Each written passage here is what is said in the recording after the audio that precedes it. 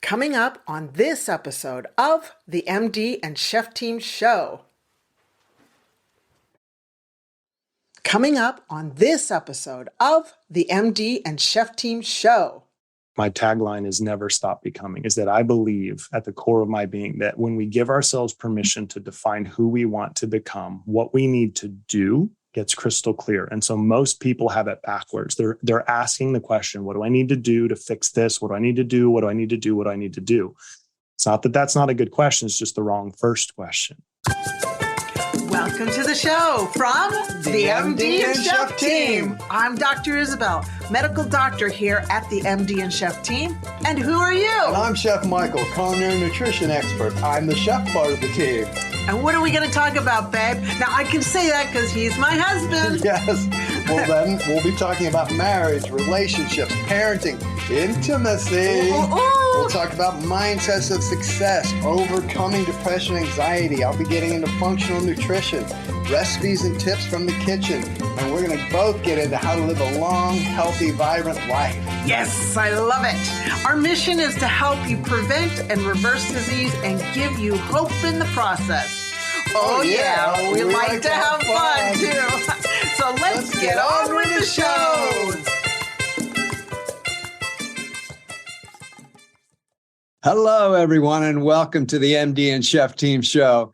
And today we have a very special guest, a wonderful man, and a great friend, David Waldy. David, so great to see you today. How are you, sir?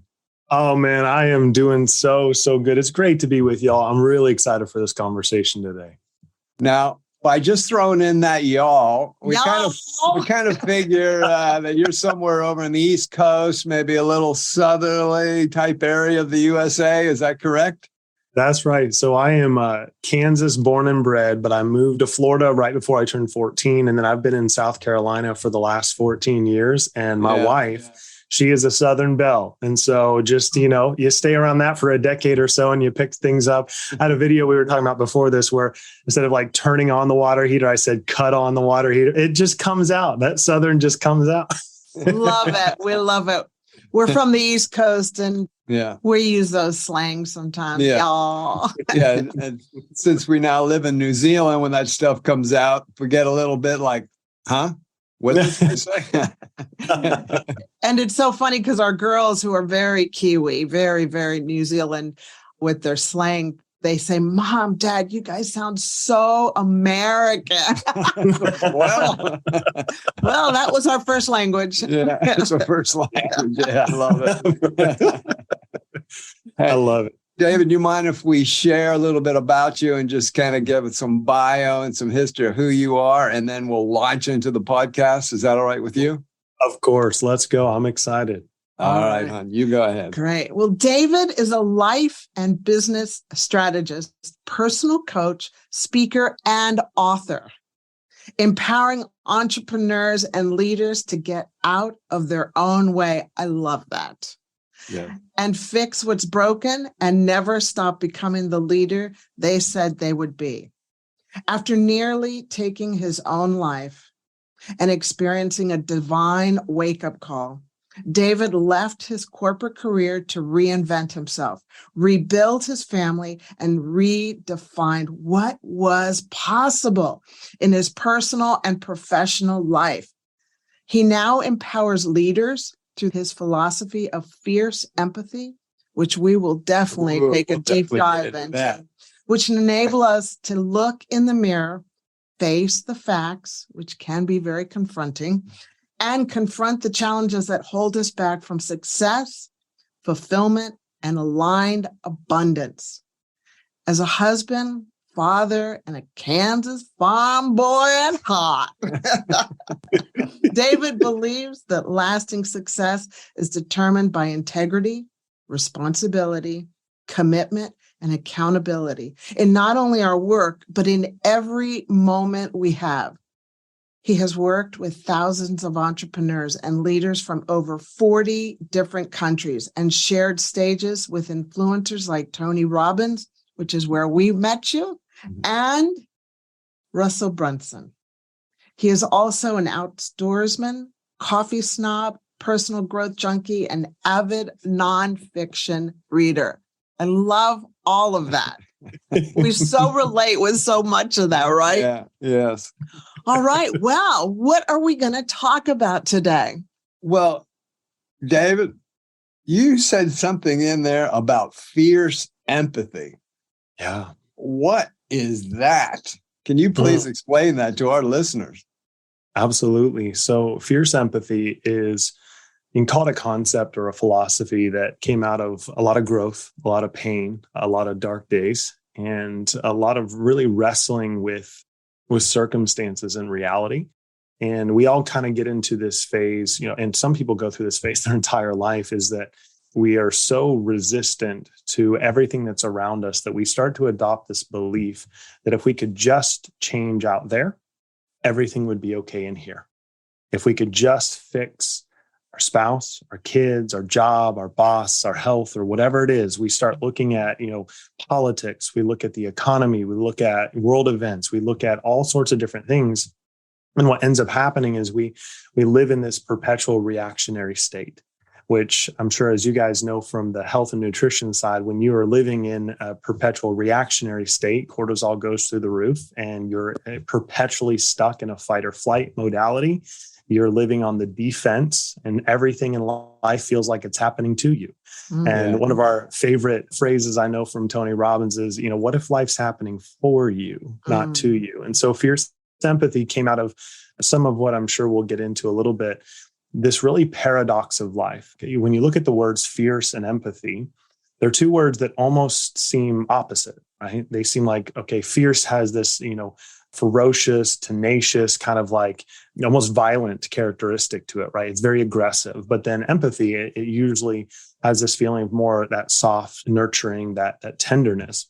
And what I started to realize was that we definitely relate on this is as I was going through some incredibly tough seasons, I started to realize that particularly the Jesus that I grew up with one modality, which was Jesus as the Lamb, which is more of what I would call the empathy side, right? We see his compassion, we see his care, we see his love, we see him stopping for the least of these.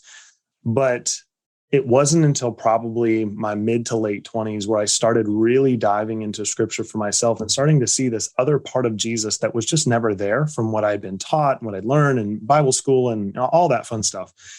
And I started to see this part of Jesus that was like the lion, right?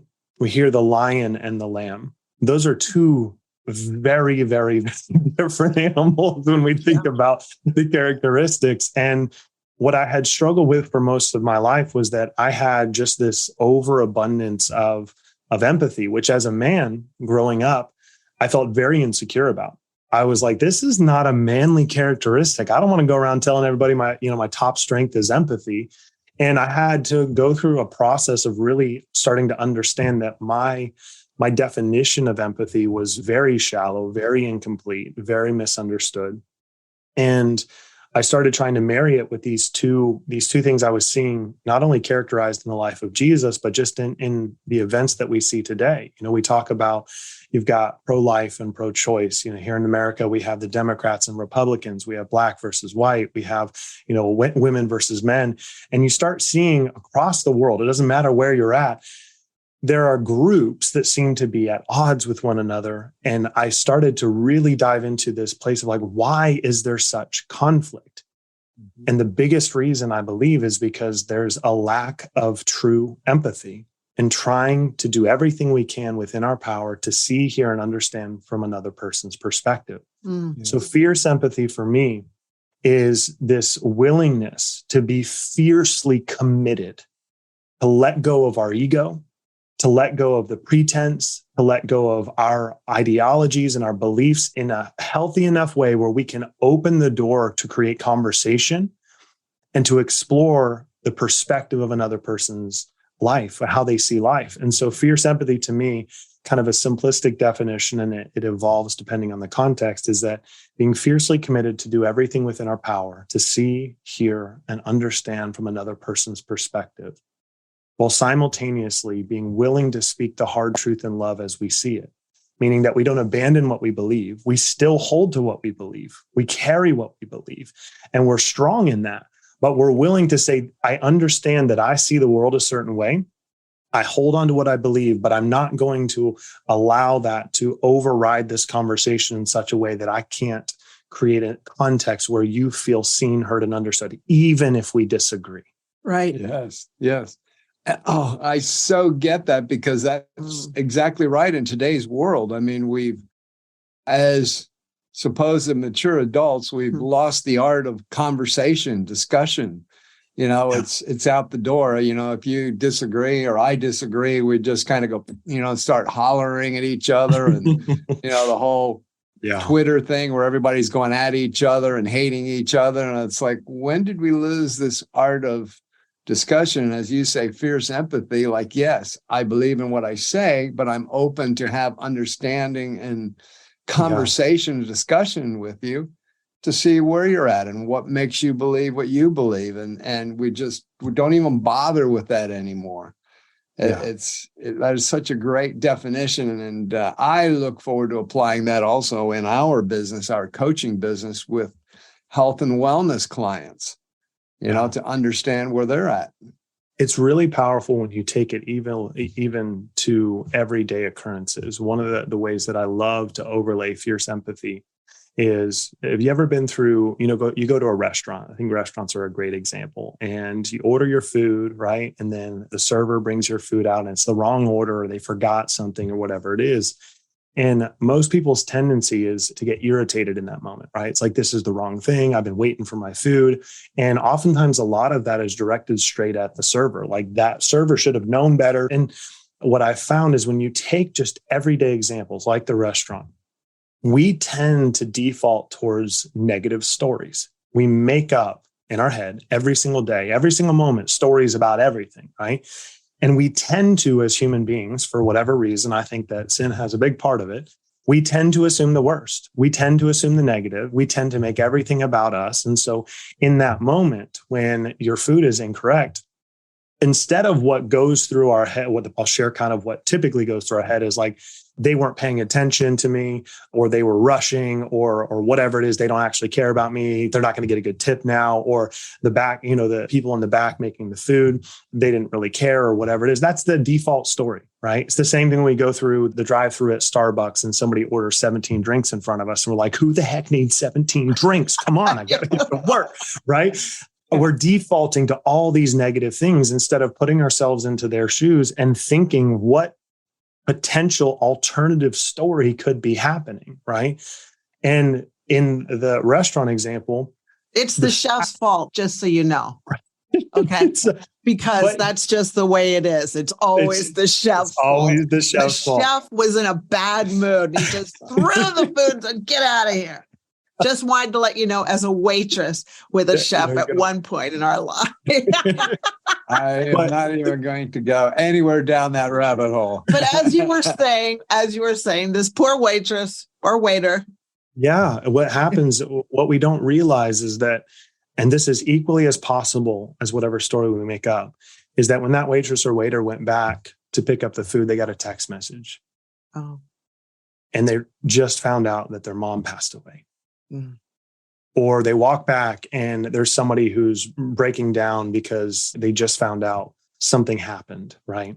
Something traumatic, something. And so all of a sudden they're trying to like frenetically get stuff in the back, and they got to pull somebody off the line, and everybody's trying to, you as a customer don't see any of that. You have no idea. And because they're going to save face, they're going to come out, the show must go on, right?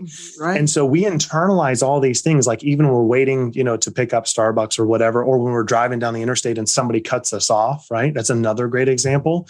I've started to catch and tell myself these stories of like, I'll catch the negative story, but what could be a potential alternative story? Because the fact of the matter is they're both irrational. But we tend to cling on to the one that makes us feel justified in whatever the situation is. So somebody cuts you off in traffic. Another quick example. The story I now tell myself is that person just got a phone call, or that is a husband taking his wife to the emergency room because she's about to have a baby. There's all these stories that we can make up if we choose to. And what ends up happening is that we start to see joy and peace and contentment flood back into our lives because we're no longer playing this track that's just programmed into our head of negative, negative, negative. It's all about me. Life's against me, like all these problems, all these situations. And what you start to realize is that 99.99% of the time, it's a completely irrational story that we've just grabbed onto so that we can feel vindicated and being upset or frustrated or nobody cares about me or whatever. And so fierce empathy is something that when you practice it, it actually starts to kind of take over your life and you start to see colors you've never seen before. There's more vibrancy, there's more joy, like I said. And it's just a beautiful way that I found to live. I'm not perfect at it. I will say that. No, we get you. Yeah, but it's good. You have just given me a definition of what I've been going through personally for a last 5 years or a 5-year period where God broke me down in areas of my life where these were the two words that I needed to come to. One was be humble and have humility, not be so proud. And the other one was judgment, to learn to be non-judgmental.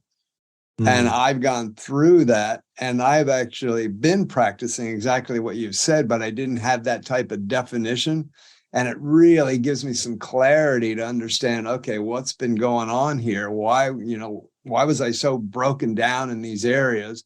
Because I knew I was being put through the fire to get to be better Michael in society, so we could have another better person in society.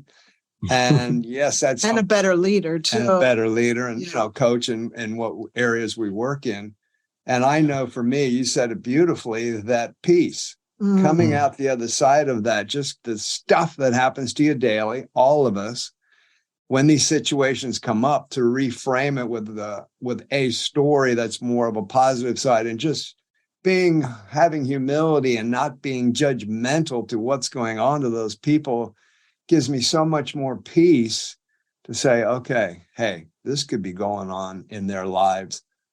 Let's not just fly off the handle toward them, and let's have some. I want to ask you a question too, because there's another use that I think anyone that's listening, and you guys as well, would find useful. Isabel, is Michael a fixer? Does he like to fix things? Like when you bring him stuff and you're just talking, does he always try and, or maybe he's grown out of this, but is he like many men who are just like, oh yeah, here's what you need to fix. Here's what you need to do. You need to do this and this and this and this. Has he ever been like that? Or is the roles flipped? I'm the fixer. You're the fixer. Awesome. All right.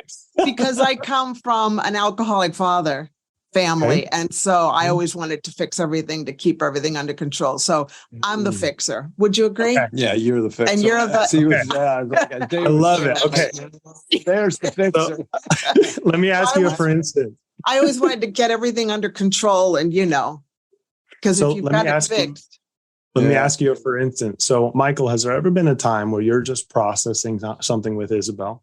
You're not looking for solutions, but she immediately jumps into solution mode and you're like, dude, calm down. I'm not like, has that ever happened to you? Let's see. What day is this? What hour is this? But I would say, we've been together 43 years, so we understand each other and we work through things, but probably the most difficult for Isabel in that area is we have 2 daughters. They're now in their 20s. And I want to fix them. Well, they're in their 20s. I can guarantee you they don't want to be fixed. They got their lives. They're amazing, amazing young women. Yeah. But they will let us know when they want some input. And so, as you know, being a parent, and now your children are younger, but as they go on further, you're going to, when you see the stuff, you see them heading toward a cliff and a mistake, you kind of want to grab it and fix it and say, I know how you don't go there, but you kind of get to a point where, once they're gone and out, there you got to let them go and crash and burn at times. Yeah. So the reason I bring this up is that it's really useful in all relationships, and it's also especially useful in coaching, there's a question that I like to ask, because a lot of times people will bring us issues or problems, right? I know you guys love to help people solve problems, and they say, well, they might come up with all these excuses or justifications, or they say all these things. And your first instinct is like, well, just do this instead, right? Here's how you fix the problem. Here's what the solution is. But the problem with that is that those of us that are wired, or even in a professional capacity, in a position to help people fix and solve problems, is what we do as entrepreneurs. It's what we do just in life in general, especially if you have, high empathy and you want to take care of people. The problem with that is that the overwhelming majority of instances where people come and talk to you and share their problems, they're not actually looking for solutions because they already know the solution. What they're looking for is to be seen, heard, and understood. So my favorite question to ask when someone brings me a problem, and this is where fierce empathy kind of kicks in a whole nother level, is, are you looking for support or are you looking for solutions? Because the answer to that question will inform the very next thing that is said or the very next thing that is done. For those of us like me, Isabel, I am exactly like you. I'm a fixer. If you bring me a problem, like, I care about you, but I care more about solving the problem. So it's like, I don't want to hear about your whiny stuff. Like, just go do this thing and fix it, right? Like this is how you solve the problem. Can we get on with life, right? And what ends up happening is, even though the modality that we're operating in is, we're trying to show care. We're like, I care about you. Like, just do this and fix the problem and you'll be good. Like, I want you happy. I want to be happy. We're good. Like, fix the problem, right? But the problem in that, again, is that a lot of times people aren't looking for solutions because they already know the solution, or they just need to verbally process with someone to come to a place where they can develop a solution for themselves. And so most people default to immediately chiming in their opinion or their advice or whatever it is, right? And in coaching, this is incredibly useful as well, because there was a point in time where I had a coach, a mentor of mine, where it was a very, very dark season for me. And it was one of the 3 times that I've really dealt with suicidal ideation in my life. And we ended up getting on a call, and he went straight into coaching mode. When I had said on the front end, I said, hey, I don't need solutions. I'm good. I know exactly what I need to do. I've got the support around me. I'm talking to my pastor. I'm talking with my wife. Like, everything's okay. But I do need support. I need to know that I have brothers for me as a man. Like, I believe in that, and women for sisters. I just need to know that I'm not carrying this alone. And I need to know that you're standing with me. I don't need you to tell me anything. I don't need you to do anything. I just need you to hold space for me. Mm-hmm. Well, that didn't happen. We got on a call, and he immediately went into solution mode. Like, where are you messing up? Where are you dropping the ball? What's wrong? All this stuff, right? And trying to give me, it's like, have you done this? Have you done this? Have you done this? And it hurt, because I had specifically tried to, on the front end, say, I don't need solutions from you. I don't need you to tell me what I'm doing wrong. I know everything I'm doing wrong. I don't need you to tell me what I need to do to fix this or to change or whatever. What I need is just be like, brother, I hear you. I'm with you. I love you. I needed someone to remind me of the things that I wanted to believe in that moment. Then we all have these times where we forget what God has said about us. Sometimes we accept it, but sometimes that slips out from us and we forget. I just needed someone to remind me, like, this is who the Father says that you are. Not these stories in your head, not these thoughts that you're having, not all the feelings and the emotions and all the stuff.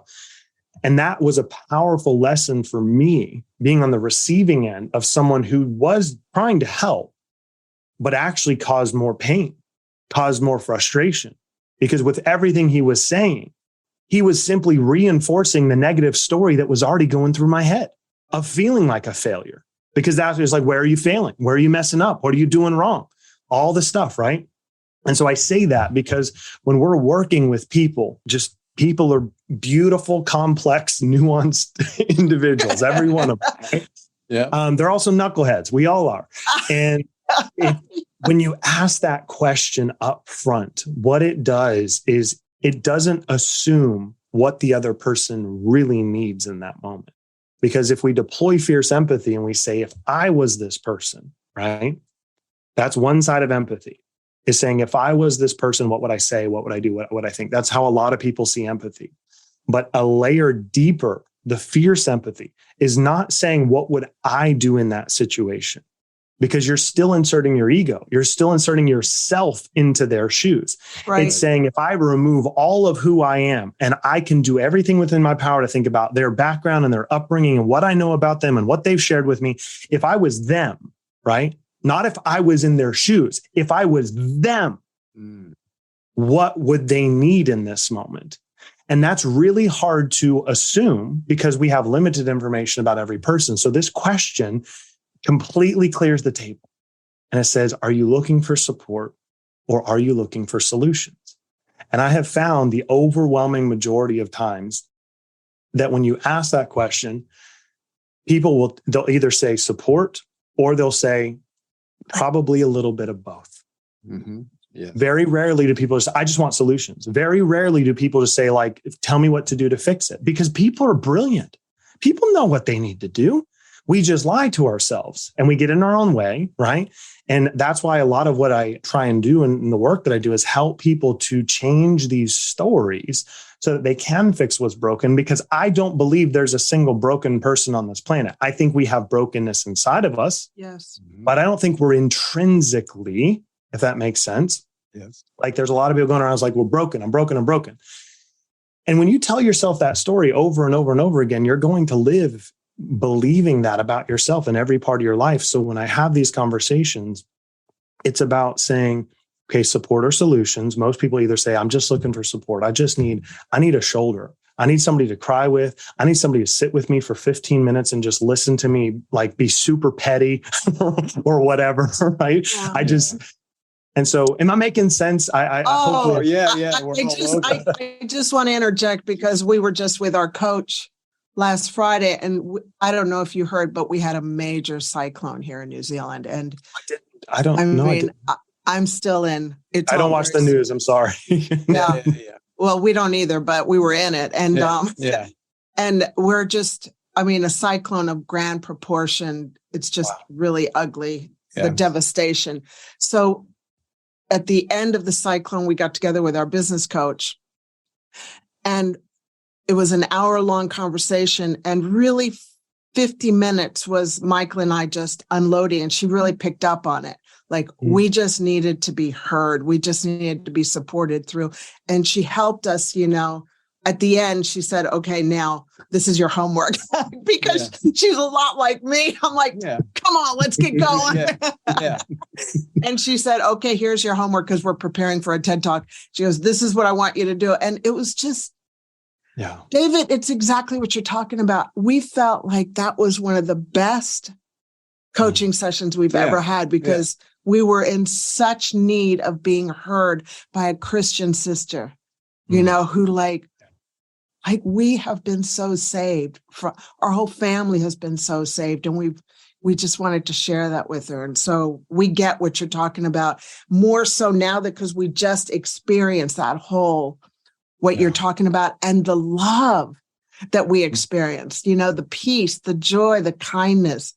However, we've been on the other side like you, where people are like, this is what you need to do because you're messing up. And you learn so much from pain, don't you?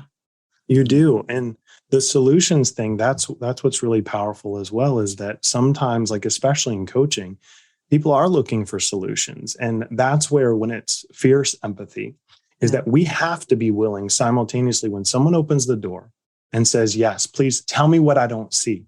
I want to be open. I want to be confronted. I want to be held accountable. Tell me what I'm not seeing.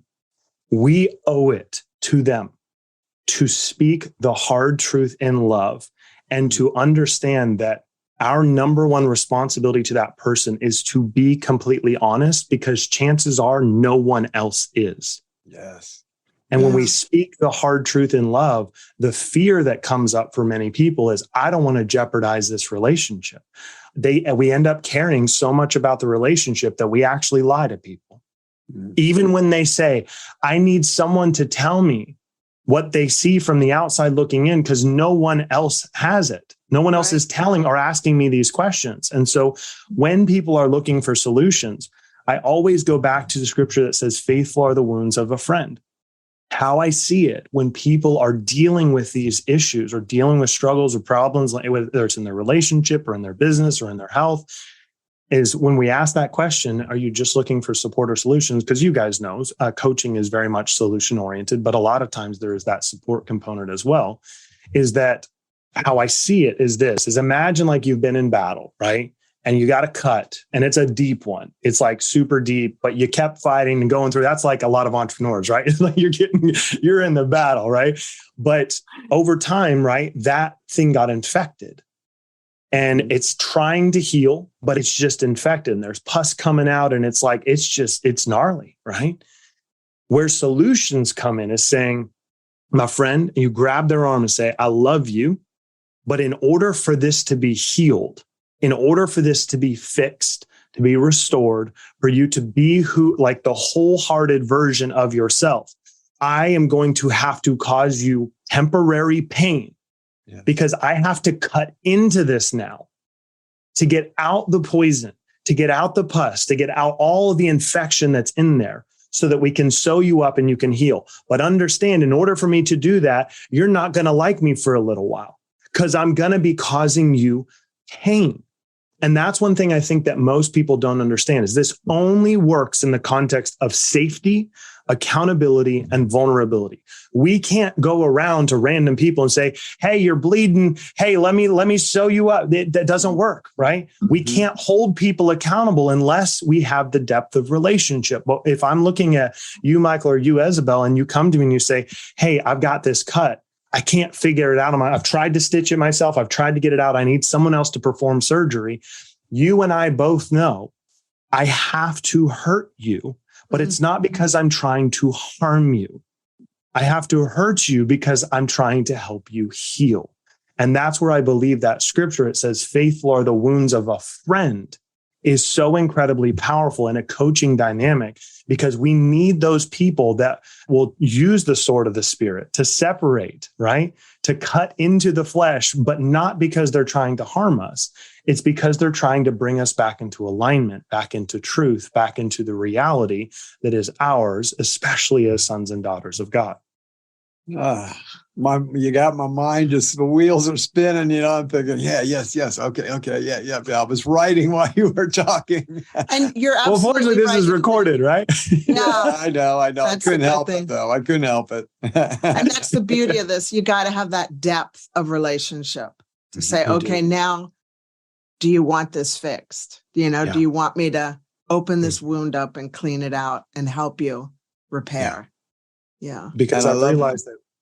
Oh, go ahead, Michael. I'm sorry. I was just going to say, I love the point you made. You just can't go out trying to offer solutions to people all over the place, because, the number one thing, you said of 3 steps, is safety. I mean, first off, people have to have feel safe that, yes, they can expose themselves to you so they can have those solutions and that fix. But until you get to that safety point, until they get to the safety point with you, don't run around trying to just like, oh, I see this. Oh, I can help you. All this kind of stuff when it's dangerous. They're not safe yet. It's dangerous. And we've seen this you take the macro view and you just look at history. This is what has happened in New Zealand, Australia, the United States, all over the world, is that there were people who operated from a place of pretense, thinking that their life was better than another culture's. And so they insert themselves into another culture saying, we're going to help you, even though you don't think you need help. And we're going to help advance your, quote unquote, advance your civilization to make things better for you because we think our lives are better than yours.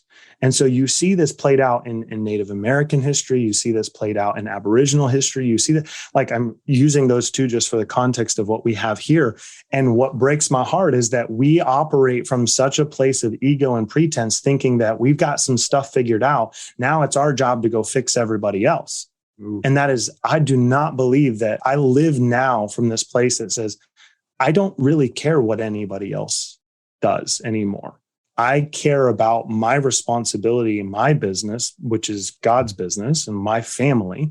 And my job is to love and to serve and to encourage and to build up. And if I think someone might need help, I have to have the courage to ask them and say, hey, do you need help?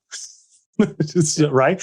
And give them permission to say yes or no, right? But to automatically assume that someone is in need. Now, this breaks down a little bit because obviously if somebody's on the side of the road and you can sometimes tell when people are in need, but it's being careful to not insert ourselves into situations because we think that we're better off than someone else, or we're smarter than them, or we're more informed than them, or more knowledgeable than them.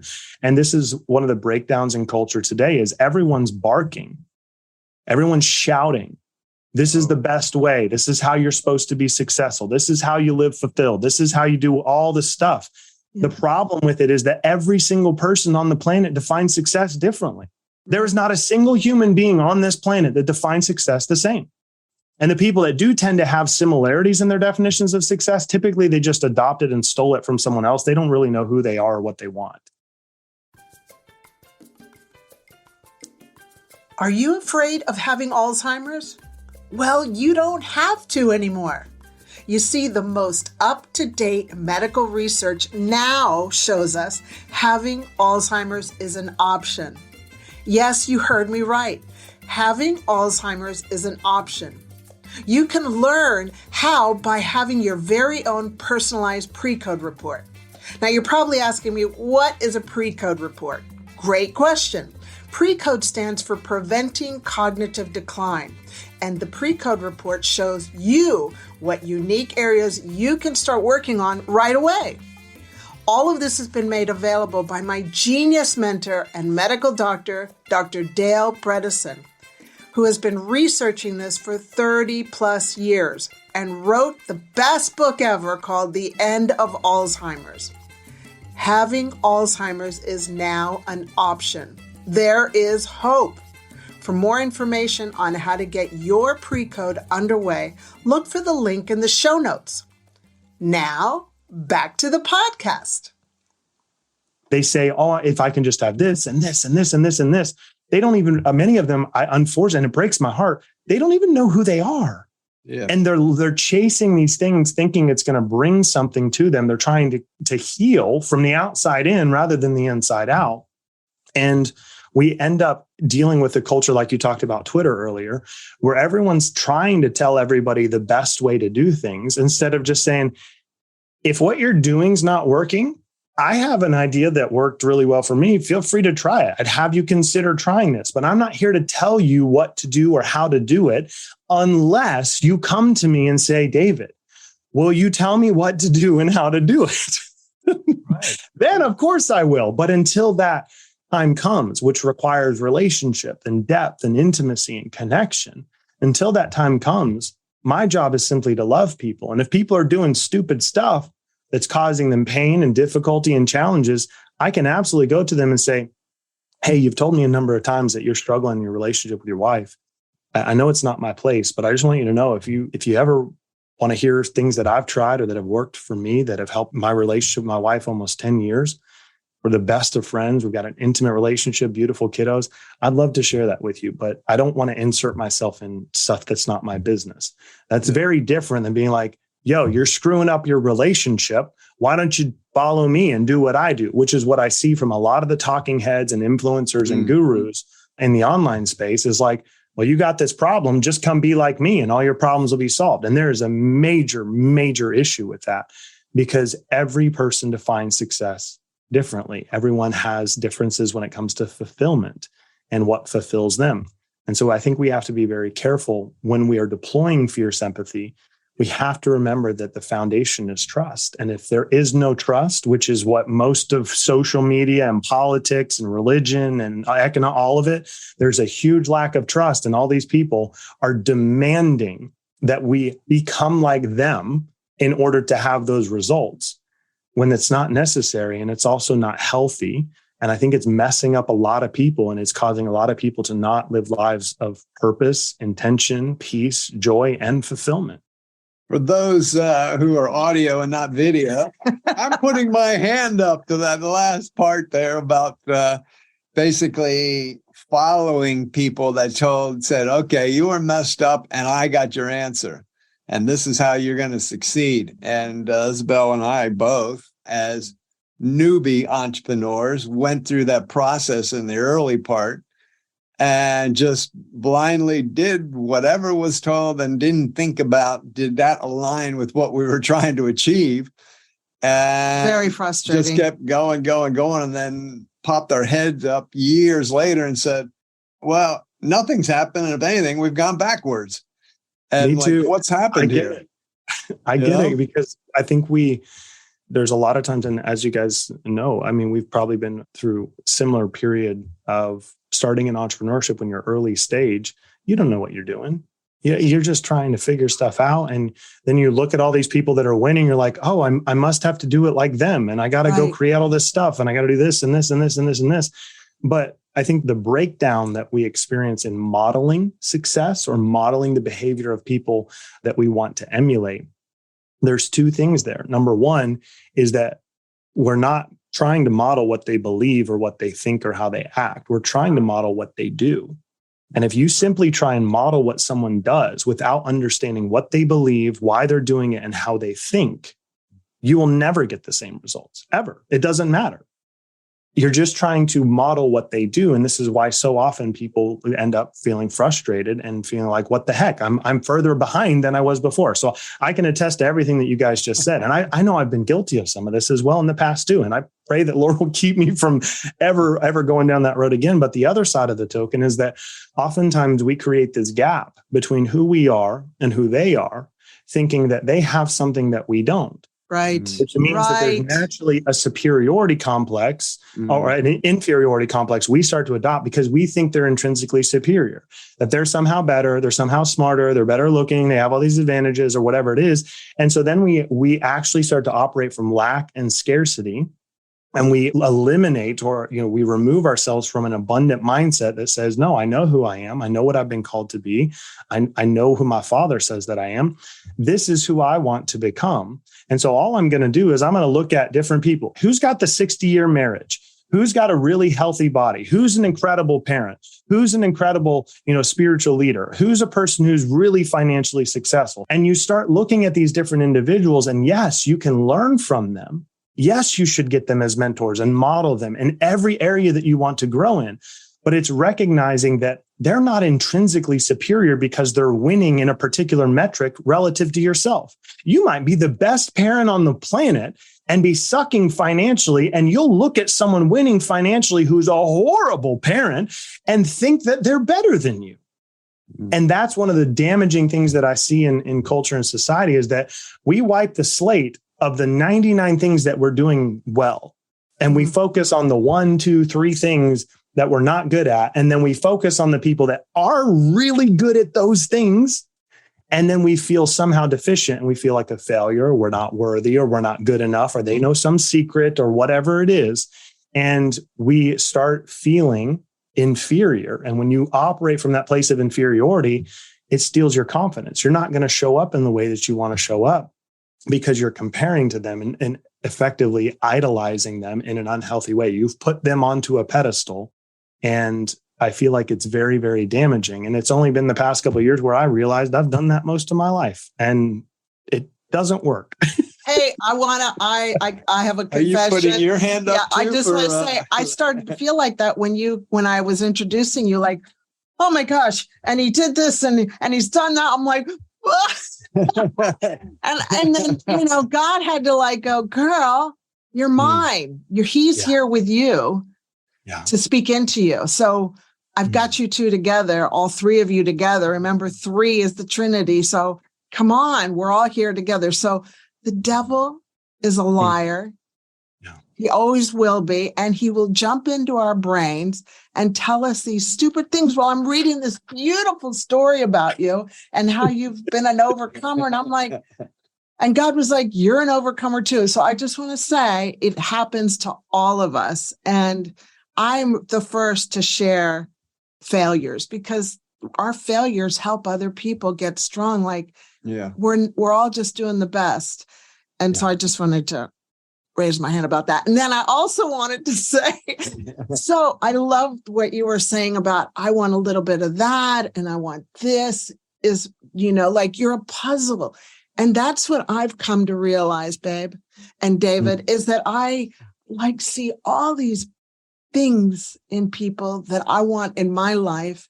And I'm like, all right, I'm putting this together, and this is the way I want our financial abundance, being like Jesus, all that stuff, being able to speak and encourage and empower people.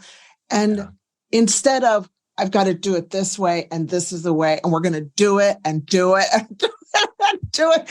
And it's still not working, but I'm going to do it. And we're going to do it. Yeah. So that's what I've learned from this whole thing is ask God, what do you want me to do? How do you want me to do this? I have a great example that I'd love to share with you guys. Yes, please. If you imagine, because a puzzle, I think, is a great example as well. But imagine, those, and my kids love playing with them, those building blocks that are all different colors and different shapes and stuff. And they all like the Legos. They're kind of like Legos. Yeah. Legos, right? So when we talk about this thing around who we want to become, that's a big, like my tagline is never stop becoming, is that I believe at the core of my being that when we give ourselves permission to define who we want to become, what we need to do gets crystal clear. And so most people have it backwards. They're asking the question, what do I need to do to fix this? What do I need to do? What do I need to do? What do I need to do? It's not that that's not a good question. It's just the wrong first question. The first question is, who do I want to become? And that only comes, I believe, through surrender and alignment with what the Father has spoken over us as his sons and daughters. And outside of that, it's an incomplete picture. And most of us, right, when we were born, this is the example. We were given this box full of all sorts of different shapes and sizes of colors of Legos, right? And we're born, and all of a sudden, the box tips over and all these pieces are on the floor, right? And from the moment that we come out of our mother's womb, every single day we've been constructing, we've been assembling ourselves, our life.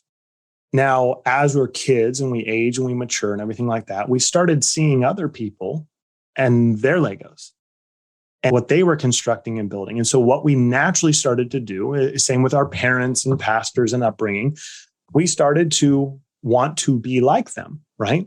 So we look at theirs like, hey, they have that. Okay, I'm going to put my piece right here just like that too, because I want to look like that.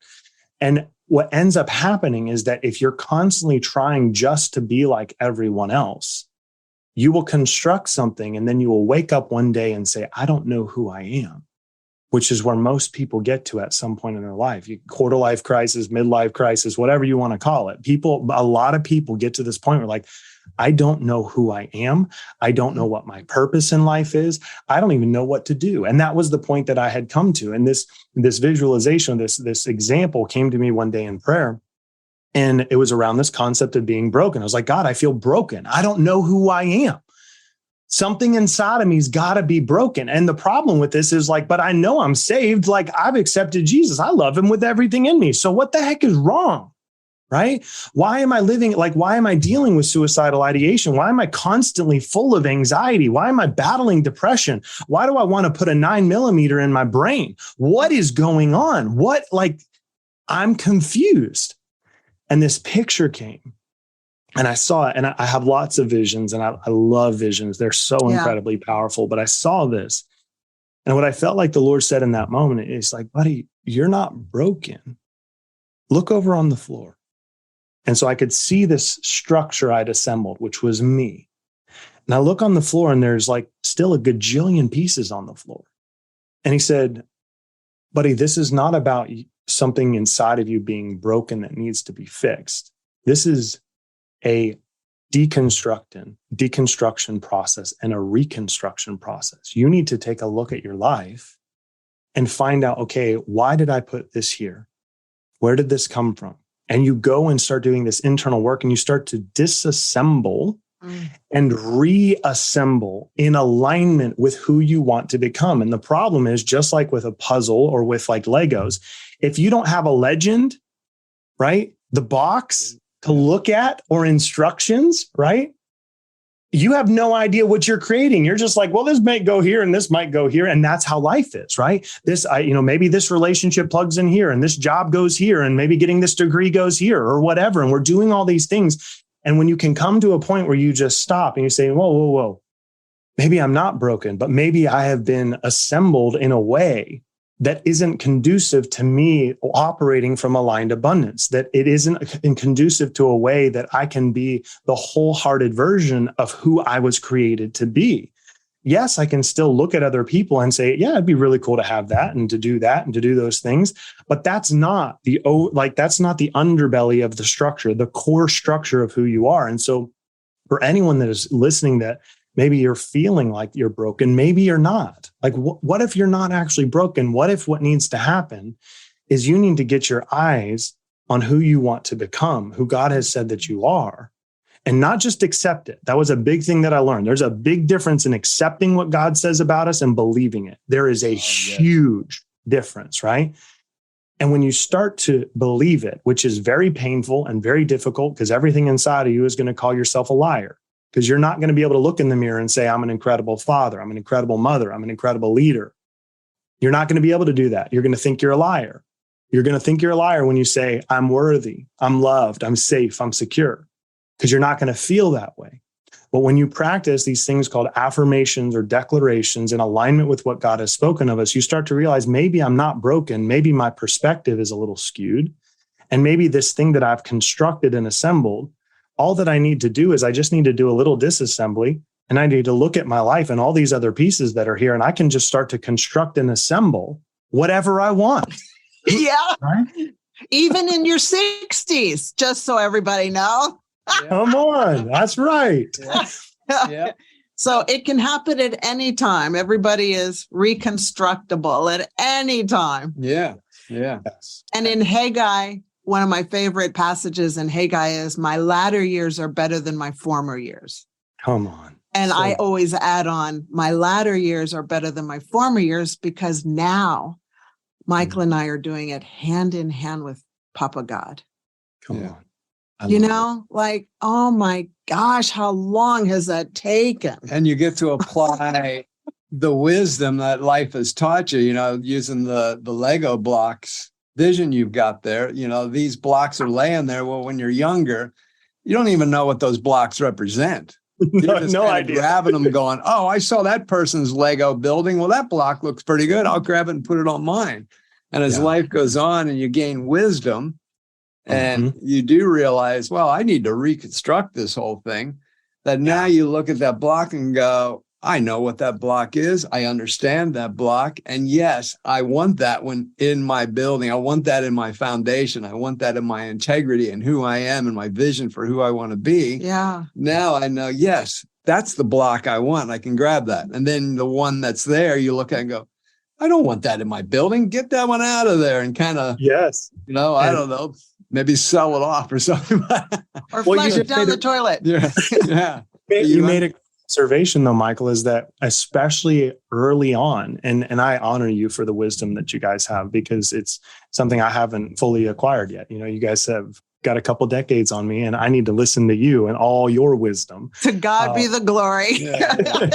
But with those Lego pieces, if we think about our lives, our tendency is to grab the things that are the shiny objects, the things that look different from everything else. But Michael, what you just said, I don't want to miss that. This was just something that just came to me while you were saying that. And this is, I think, incredibly powerful, is that if you're going to have a strong foundation, you're going to pick the boring rectangle blocks that are the most secure. They're the integrity, the responsibility, the accountability, the faithfulness, the love, the joy, the peace, the fruits of the Spirit.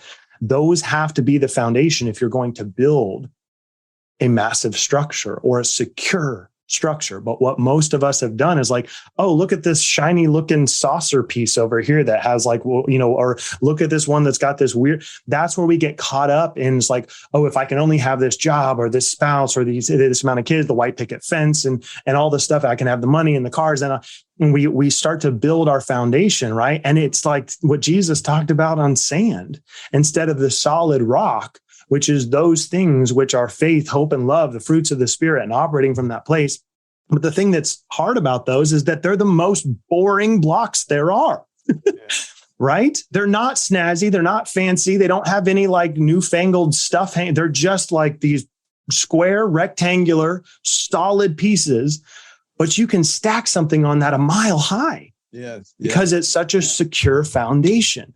I love that. Thank you for that awareness, Michael. That just literally, as you were talking, I was like, that's brilliant.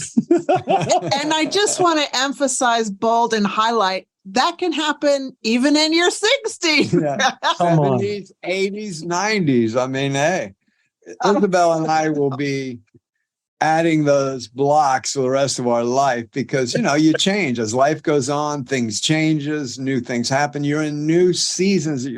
We're all constantly in new seasons of life. And if we use that same structure in this season and then the next season, it might not be working now anymore. And we need to reevaluate, well, where am I at in this season? And is this all fit for this season? Because, where we're at, being in our 60s with children in our 20s, is not the season you're in. No. So, yes, the foundation needs to be there, but now the blocks on top are going to be totally different. Yeah. So, again, we can't be looking at, where's David's foundation? Look at that. Oh, that looks good. And try to apply it to ours. Hell, that's not going to work. We're in different seasons of life. Right. Well, I think what wisdom gives you guys, the advantage that you have that someone like me doesn't necessarily have yet, is that if I go in and do the work, I'm working piece by piece. Now, you guys can work piece by piece, but what I think reason wisdom gives an advantage is instead of just working piece by piece, you have the ability to remove entire chunks of pieces or add entire chunks of pieces that, because of your history in your life, there are certain parts that have been constructed and maybe set aside, right? Because of pain or baggage or trauma or difficulty or things happening.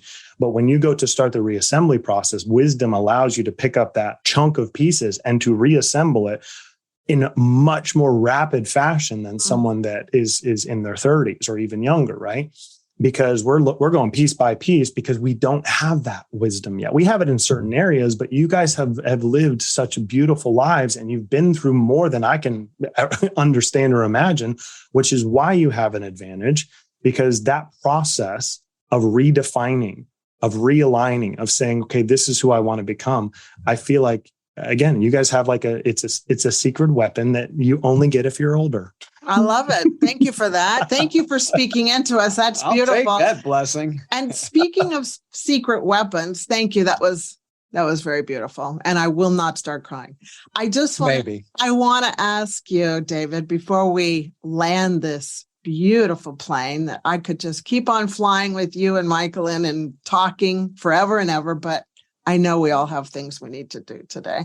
I just wanted to ask you, could you let our listeners have 3 action steps that they can take away to start implementing in their life to move forward and up as you teach us? Yeah. So the first, I would say, a very practical action step is get a piece of paper and write down on the left-hand side anything and everything that you're dissatisfied with in your life. Okay. You just write down on the left-hand side anything and everything you're dissatisfied with. And on the right-hand side of the page, now this is going to be a little challenging for some people, write what you want instead.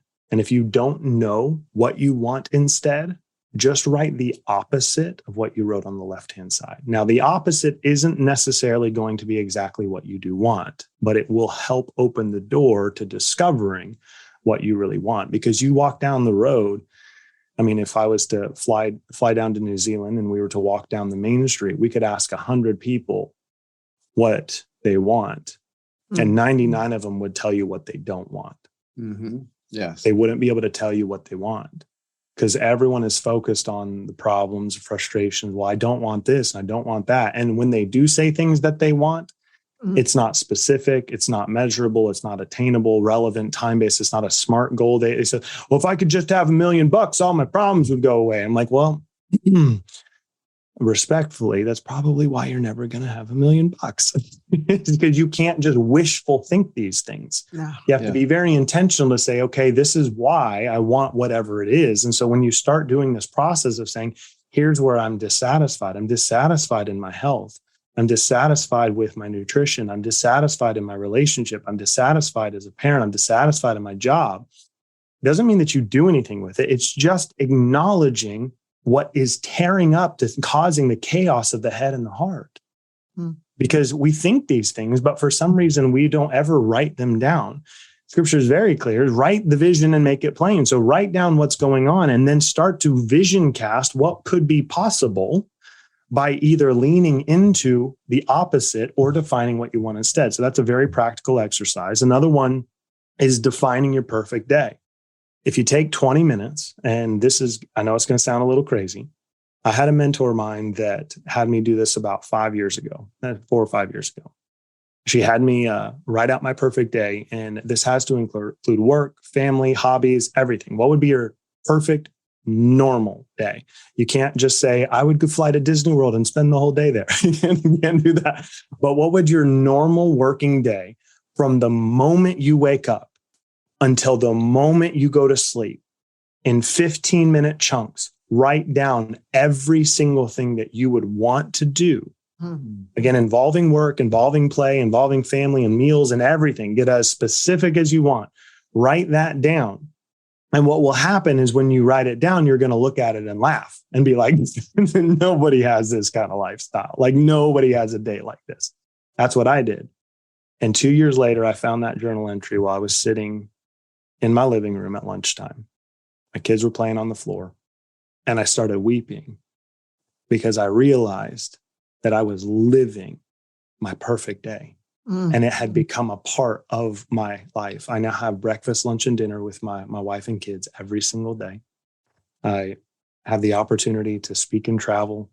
I get to consult. I get to coach. I get to write. I get to do the things that I love. I get to hunt and fish and drink coffee and read nonfiction. And my life, I'm so incredibly grateful for. And I thank God for all of it. And it's only because of his strength and his power in me. But I realized that because of my intentionality to define what I really wanted, it caused me to start thinking differently and have a different perspective about life. And I started unconsciously, not even realizing it, taking actions to manifest or create that reality. Fast forward 2 years after doing that, and I was living it.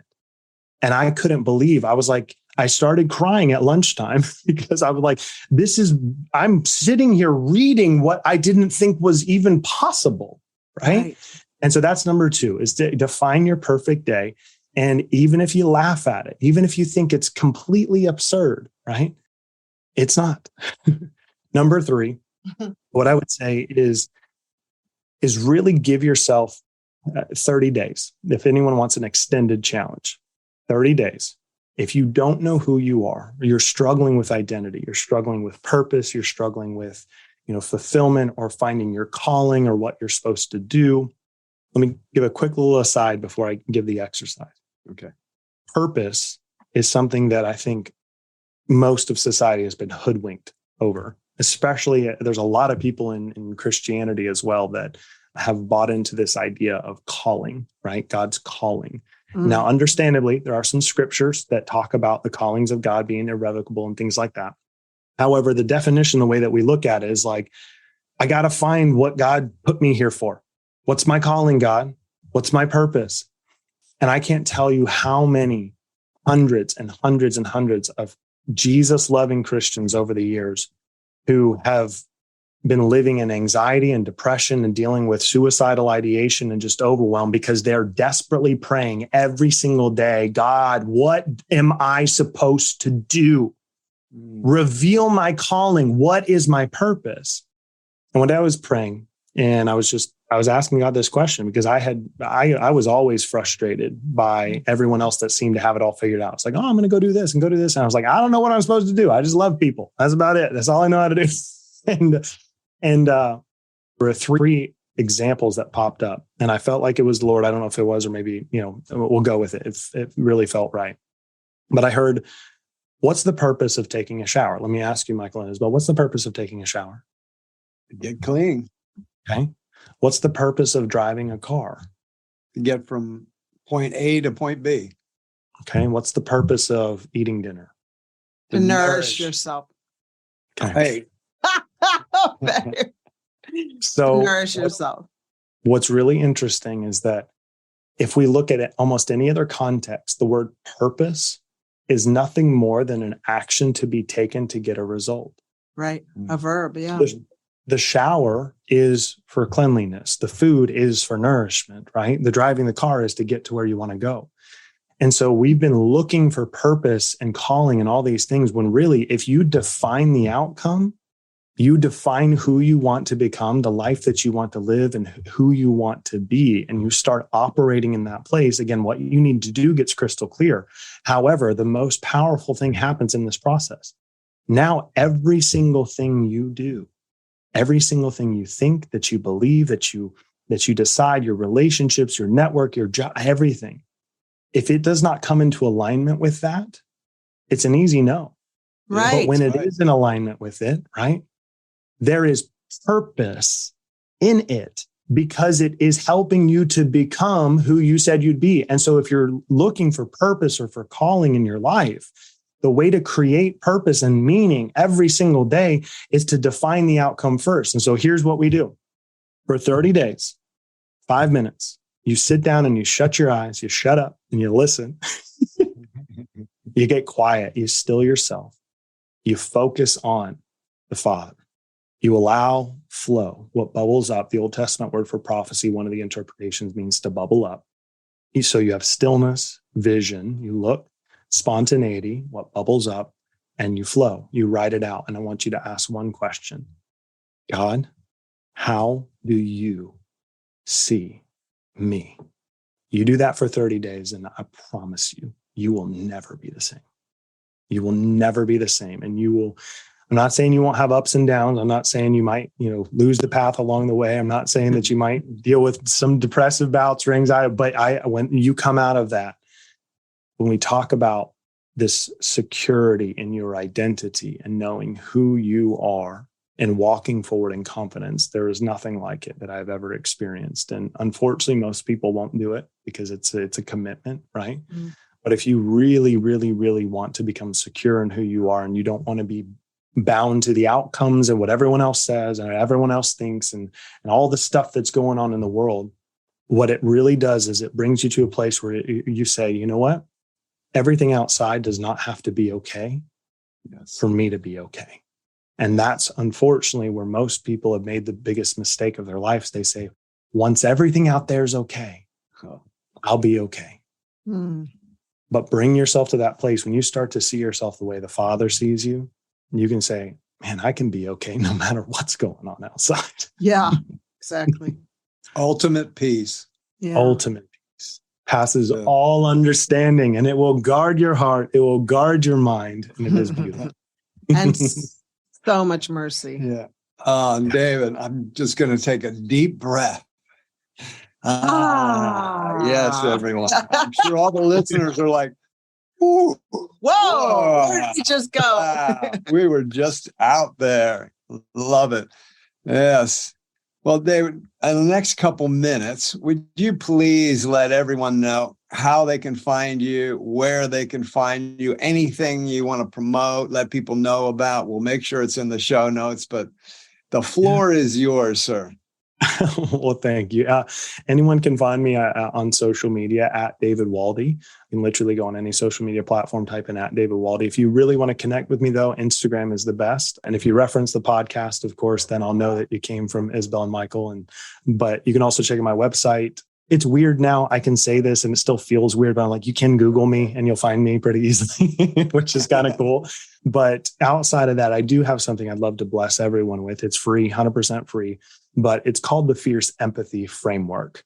And so this is really useful, even if you are, there's two forms to it. One is a self-coaching framework. So it's called the Fierce Empathy Self-Coaching Framework. And the other one is just the Fierce Empathy Framework for coaches, consultants, and trainers. And what either of those are, if you want to get the self-coaching one, it's a really powerful way to answer a lot of the questions that we've been working through, even in our conversation today. And it gives a systematic step-by-step process for how to establish, okay, what are the foundations? Where am I? Like, how can I look up and come to terms with reality of where I'm at, the decisions I've made, what I'm failing to control that I should be controlling, and what I'm trying to control that I was never meant to control. And it works through, Fierce is actually an acronym. So the foundations, and you go into intentions and goal setting, and you go into expectations and boundaries and how to create the boundaries necessary. We have relevancy, then the constructs, the belief systems that we have, and then escalation, which is helping you take your life to the next level. And so it's 100% free, but if you go to fierceempathyframework.com, so just fierceempathyframework.com, there's a button, you can download it for free. And I would love to know if anyone does, if they find it useful. Make sure you let me know, because I love to support you and cheer you on your journey. Thank you so much for sharing that with our listeners. We'll make sure all of that is in the show notes. Details will be there. And David, what an amazing, beautiful conversation today. We learned a lot about building our Lego building today with fierce empathy. But yeah, your wisdom abounds, and thank you so much for sharing with our listeners. Anything you want to add, hon? No, just we love you. Yes. Well, Yes. thank you, both of you, for honoring me, for sharing your platform and allowing me to be here. And it's truly an honor, and I'm very grateful for the time we share. Thank you. Thank you for being with us today on the MD and Chef Team Show. We've been with David Waldy today. I'm sure you're going to find this interview has been so impactful in your life. You might want to re-listen to it a few times and take some notes, because there is so many fantastic nuggets in there. I definitely will. Yes, Yeah. you know it. Me too. Get notes as fast as I could. Thank you, everyone, for being here with us today. And God bless you. And we'll see you again on the next show. And remain unstoppable. Bye for now. Love you. Bye-bye. Hello, Chef Michael here. If you enjoyed today's episode, we would love it if you subscribed to the podcast and left us a review. Hello, Chef Michael here. If you enjoyed today's episode, we would love it if you subscribed to the podcast and left us a review.